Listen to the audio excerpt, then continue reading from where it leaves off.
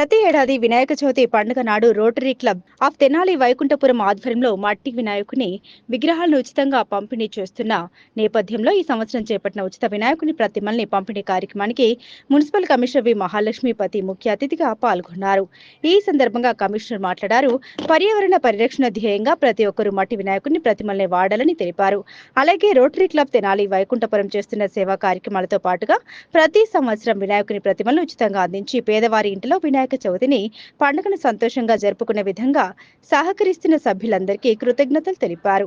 Club అధ్యక్షులు నల్లూరి వెంకటేశ్వరరావు మాట్లాడారు. Rotary club of Tenali Vaikunthapuram పర్యావరణ పరిరక్షణ ధ్యేయంగా గణేష్ ను మట్టి ప్రతిమల్ని అందజేయడం జరిగిందని తెలిపారు. వినాయకుని ప్రతిమలతో పాటుగా పూజా పుస్తకాన్ని కూడా అందించడం జరిగిందని ఆయన తెలిపారు.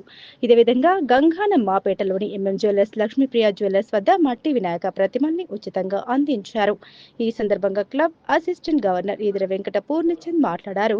క్లబ్ ద్వారా తాము చేపట్టే సేవా కార్యక్రమాలతో పాటు వినాయక చవితి పండుగ నాడు ప్రతి ఒక్కరూ కూడా పండుగ జరుపుకునే విధంగా వినాయకుడి ప్రతిమలని ప్రతి సంవత్సరం అందించడం జరుగుతుందని తెలిపారు. ఇంకా ఈ కార్యక్రమంలో గుమ్మడి వెంకటనారాయణ, కన్నెగంటి మురళీకృష్ణ, గుత్తా వెంకటరత్నం, ఈదర శ్రీనివాసరావు, పావులూరి రాంబాబు, అలపాటి వెంకట్రామయ్య, మల్లాది అర్జున్, వేంపటి హరిప్రసాద్, గుమ్మడి ప్రసాద్ తదితర సభ్యులు పాల్గొన్నారు.